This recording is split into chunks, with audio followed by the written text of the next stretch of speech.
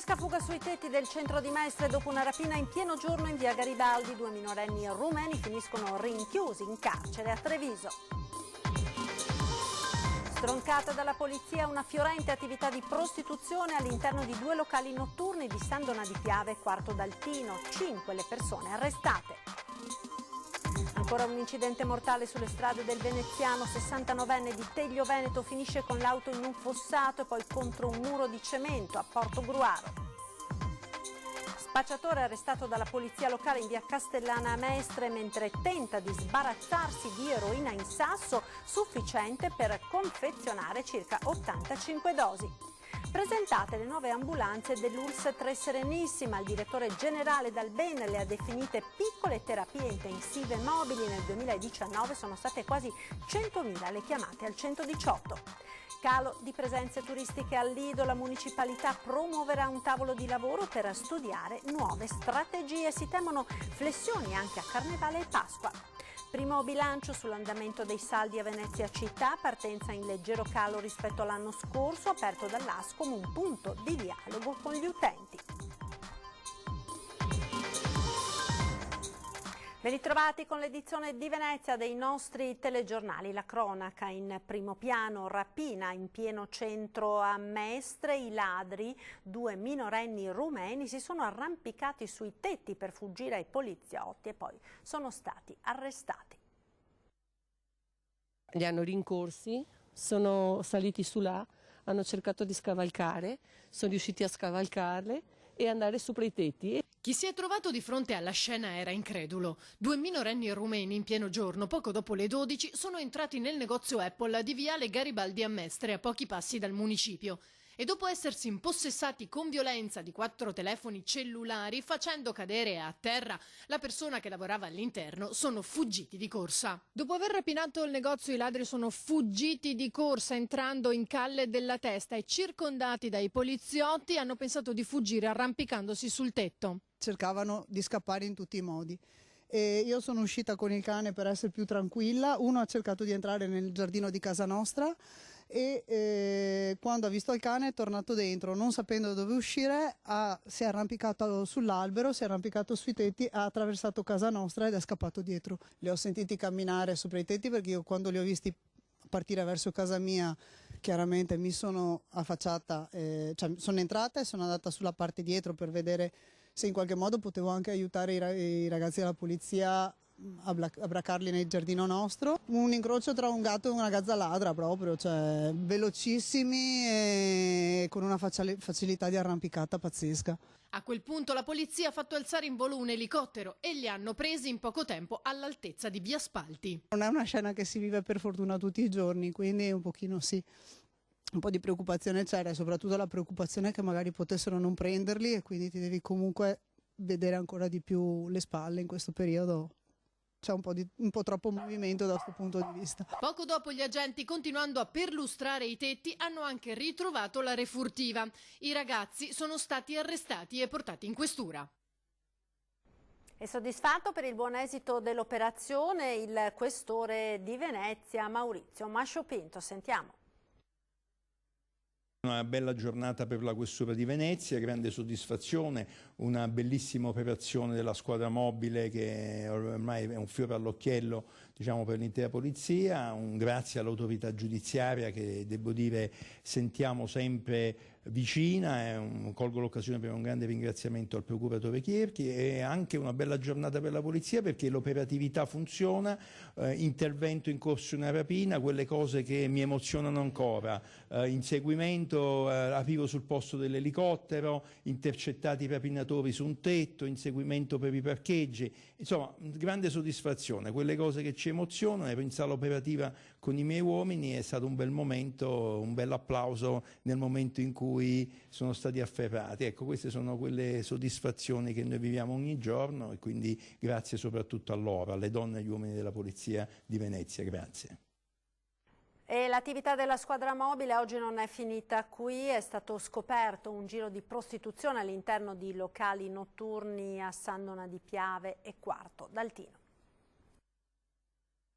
Noi siamo partiti sostanzialmente da un esposto anonimo che ci è arrivato qui alla squadra mobile in questura e dopodiché ovviamente abbiamo sviluppato un'attività di indagine sia con i metodi tradizionali che si basano sull'osservazione e sull'appostamento, ma è stata necessaria anche un'attività tecnica di intercettazione che ha permesso di corroborare da un punto di vista probatorio l'ipotesi accusatoria che abbiamo sostenuto, coordinati in questo ovviamente dalla Procura della Repubblica di Venezia. Un esposto anonimo particolareggiato ha fatto dunque scattare le indagini della squadra mobile durate alcuni mesi, che hanno portato a scoprire una fiorente attività di prostituzione all'interno di 2 locali notturni, l'Arabesca di San Donà di Piave e il Game Over di Quarto d'Altino, gestiti dai fratelli Vendramello di Jesolo, Matteo di 40 anni, Federico di 44, arrestati e portati in carcere. Agivano insieme ad altri 3 ora agli arresti domiciliari. Micaela Ovila, 35enne residente a Jesolo con competenze logistiche, Lorenzo Borga, 70enne di San Donà di Piave e Ugo Bozza, 66enne di Portogruaro. L'accusa è di favoreggiamento e sfruttamento della prostituzione. Tutto si basava su quello che era il vantaggio economico, appunto, come ha detto lei bene, patrimoniale, per cui non si è registrata alcuna necessità di intervenire sulla volontà delle ragazze, erano tutte d'accordo sotto questo aspetto. Una cinquantina in tutto le ragazze coinvolte originarie dell'Est, tra i 18 e i 35 anni. Svariata la clientela, dai giovani ai meno giovani, come svariate le possibilità di consumare il rapporto. Da quello meno costoso, 150 euro per mezz'ora prima di entrare nel privé all'interno, ad altri più costosi uscendo dal locale. In albergo con tariffe fino a 500 euro o in casa per l'intera notte con cifre che potevano arrivare anche a 1500 euro. Per assicurarsi questo tipo di prestazione, gli interessati contattavano telefonicamente i gestori dei locali e concordavano tempi e modi. Alcuni pagavano con carta di credito, per questo le ragazze erano fornite di POS. I guadagni venivano poi divisi con i titolari con percentuale tra 50 e 70. Ancora cronaca con la notizia dell'ennesimo incidente mortale sulle strade del Veneto orientale. Un 69enne di Teglio Veneto ha perso la vita a Portogruaro. I primi a lanciare l'allarme sono stati alcuni residenti. Usciti di casa per capire l'origine del frastuono appena udito, si sono subito resi conto della gravità dell'incidente stradale che si sono trovati davanti. L'automobile di Ennio Valerio, 69enne di Teglio Veneto, distrutta dall'impatto, si trovava in un fossato, il conducente incastrato nell'abitacolo. I sanitari del SUAM 118 che gli hanno prestato soccorso hanno dovuto infine dichiararne il decesso. Sul posto i vigili del fuoco, anche da Mestre con l'autogru. Le cause dell'incidente sono invece al vaglio dei carabinieri di Portogruaro. Attorno alle 20 l'automobile stava percorrendo via Fossalato, quando all'altezza di una curva è uscita di strada autonomamente dal lato opposto rispetto al suo senso di marcia, finendo in un fossato e contro un terrapieno in cemento armato. Per l'automobilista non c'è stato scampo. Qualche ora dopo, attorno alle 8:30 di mattina, uno scontro tra 2 automobili, fortunatamente senza gravi conseguenze per le persone, ha invece provocato pesanti disagi alla circolazione, richiedendo la chiusura della Triestina a Mazzolada di Portogruaro per liberare la carreggiata dalle macchine. La riapertura è avvenuta poco prima delle 10:30. Agenti della polizia locale hanno fermato 2 persone sospette vicino al sottopasso ferroviario di via Castellana Mestre. Sono stati bloccati mentre il cane antidroga Lapo ritrovava il sacchetto abbandonato da uno dei 2, all'interno del quale c'era eroina in sasso sufficiente per confezionare circa 85 dosi. Lo spacciatore, un 33enne cittadino tunisino con precedenti specifici, è stato arrestato. Ed ora la politica, scontro incandescente in Veneto dopo la bocciatura del referendum per il ritorno al sistema maggioritario. Il centrodestra va all'attacco della consulta. È un favore ai partiti di maggioranza, è un favore a chi non vuole mai andare ad ascoltare i cittadini, è un favore a chi ha paura del giudizio dei cittadini. Ci dispiace, partiremo con ulteriori iniziative per dare una legge elettorale nazionale che sia garanzia di maggioranze solide. Usa parole dure e rilancia il presidente del Consiglio regionale del Veneto Roberto Ciambetti. Proprio Palazzo Ferrofini del Resto era stata la prima assemblea di regioni in Italia a sostenere la proposta di referendum per l'abrogazione del sistema elettorale proporzionale. Poi erano arrivate altre 8 regioni a guida centrodestra, una corazzata che è andata a sbattere contro il pronunciamento della Corte Costituzionale. Il quesito intendeva trasformare l'attuale sistema in un maggioritario puro, come accade in Gran Bretagna, ma i collegi in Italia vanno disegnati ex novo e quindi la legge elettorale non sarebbe stata immediatamente applicabile. Da qui lo stop del giudice supremo. È una vergogna il vecchio sistema che si difende, ha tuonato Salvini, cui si sono subito uniti i colonnelli locali. Il problema è che si è persa una grossissima occasione di democrazia, al contrario di quanto dicono certe forze politiche, perché noi sappiamo che la Gran Bretagna da sempre ha questa legge elettorale e sappiamo che è una delle migliori democrazie al mondo. Ma è l'intero centrodestra a ribellarsi. Purtroppo era prevedibile, perché questa è una consulta molto politicizzata. Diciamo che non disturbano il manovratore.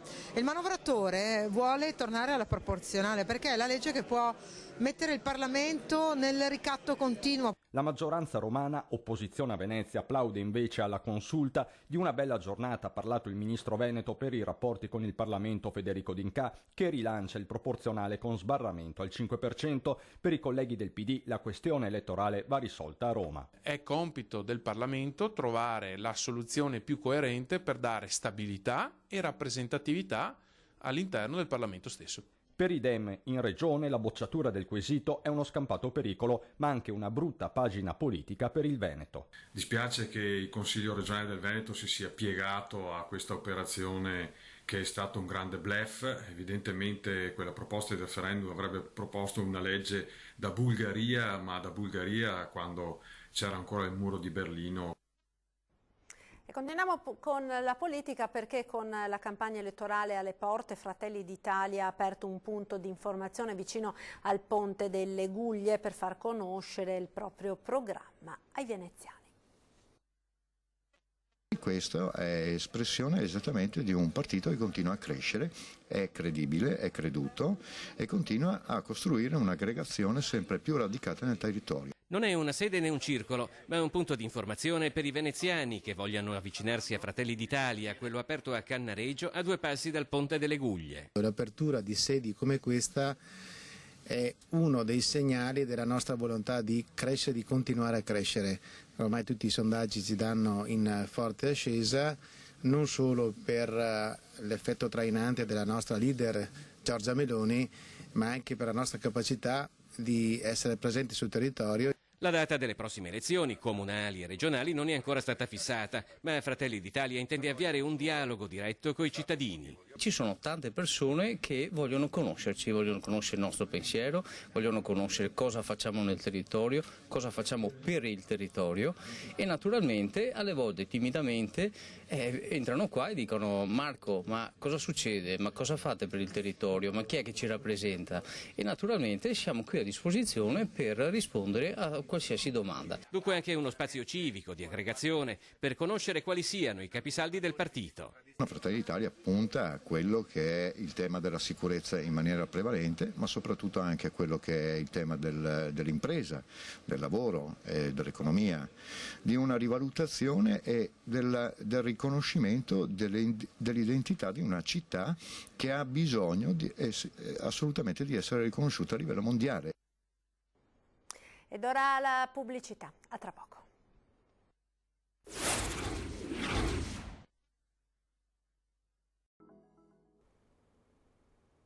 E rieccoci in studio con l'edizione veneziana dei nostri telegiornali. La sanità ora, perché sono in arrivo nuove ambulanze per il servizio del 118 dell'ULSS 3. Il direttore generale Dalben le ha definite piccole terapie intensive mobili.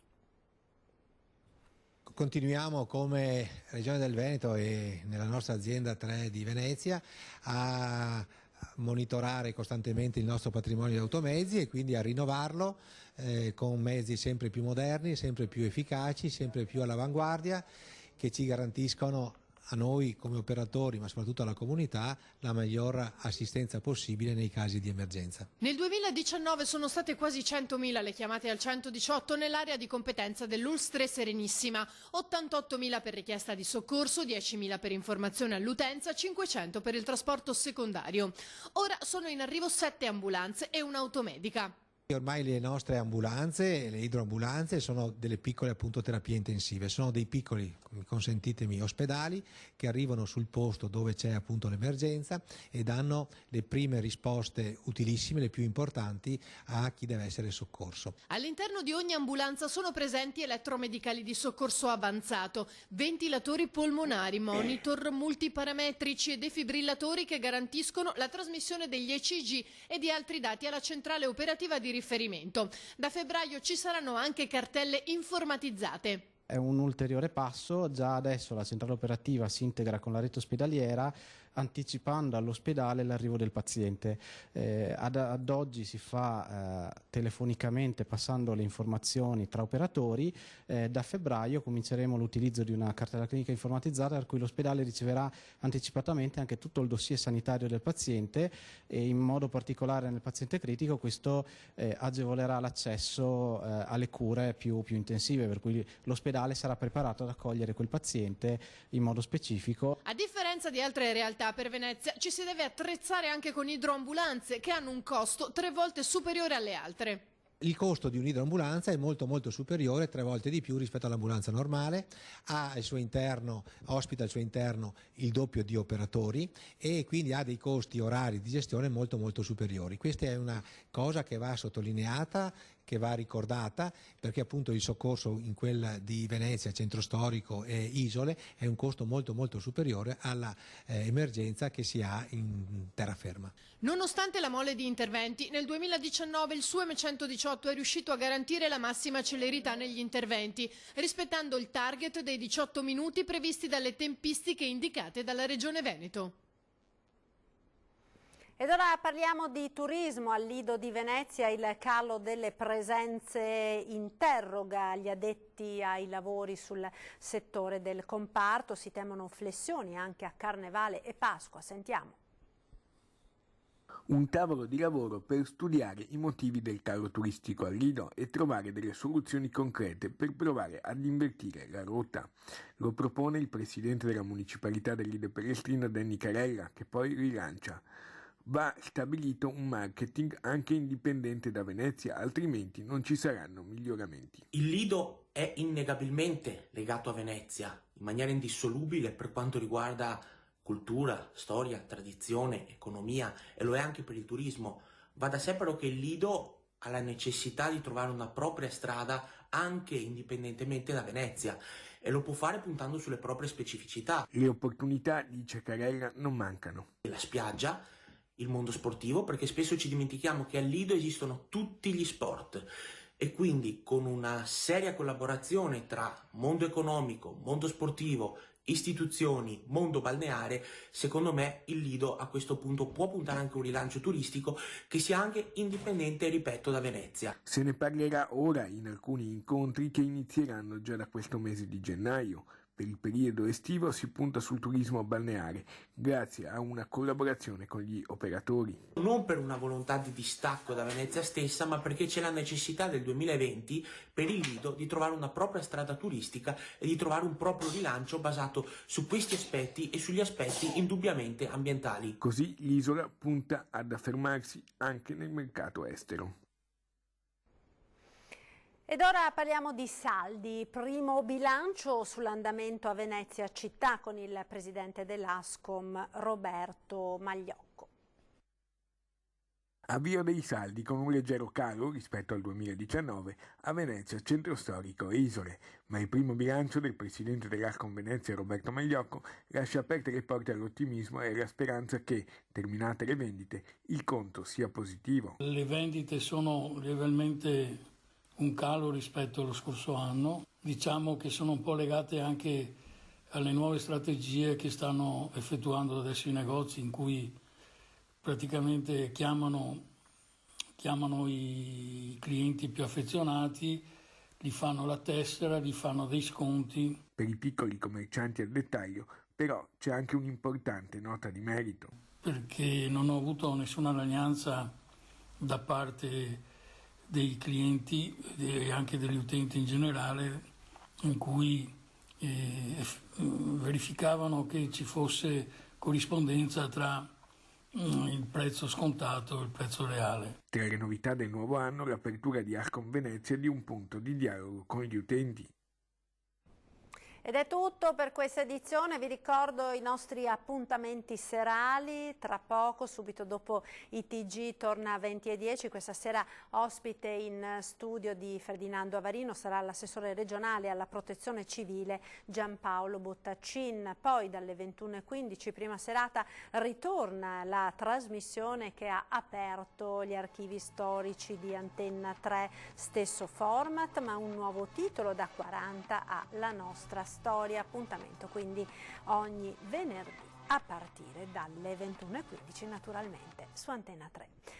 Ed è tutto per questa edizione, vi lascio come al solito alle previsioni del tempo. Arrivederci e buon proseguimento con i nostri programmi. Il meteo.